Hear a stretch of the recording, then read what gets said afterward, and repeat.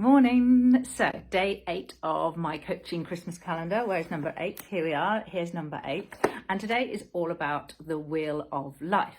Now this is a bit of a coach's favourite and a really versatile tool. We can use that it sort of helps us work out what we want to focus on in life. Sometimes in a coaching scenario you might use it just prior to goal setting, so working out what it is that you want to actually work on. And by using the Wheel of Life, it sort of helps you get a bit of clarity on things. You start looking at things from a bit of a helicopter view, so you get that sort of holistic view of your life. And along with that comes a little different way of thinking and gaining a new perspective on that.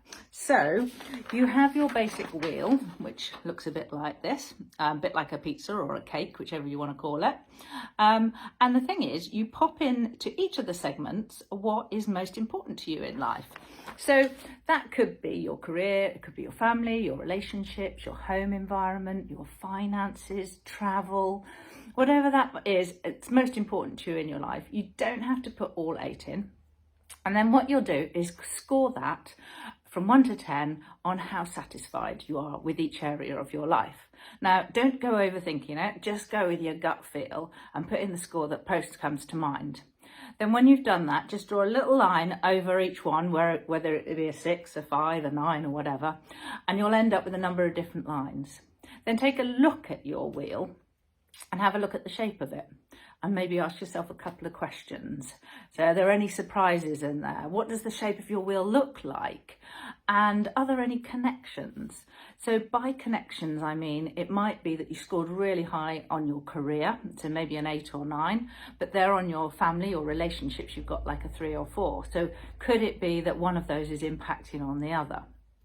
Then the idea is to look at the wheel, choose a couple of the areas that are lower scored than you would like them to be and work on those to gain them up, to move them up a couple of points, and find out what it is you'd need to do to get them moving up. Now, I've used this wheel in a number of different scenarios with coaching clients. So I've done it as a sort of career wheel. By that, I mean you'd put all of your different roles with responsibilities or areas of your role into the different segments. So say if you're working in HR, you'd put in recruitment, you'd put in L&D, employee relations, you get what I mean. Put all of those in and then score them either out of enjoyment or out of confidence in those areas. And this is really, really useful in times of working out maybe if you're wanting a career change and you want to know where you want to focus on, or it might be that you're looking at development needs. And then another way of using the wheel is probably as a health wheel. So in those different segments, you could put all different areas of health. So that could be exercise, that could be sleep, that could be nutrition, water intake, emotional health, mental health, physical health. Put all of those in and score them like that.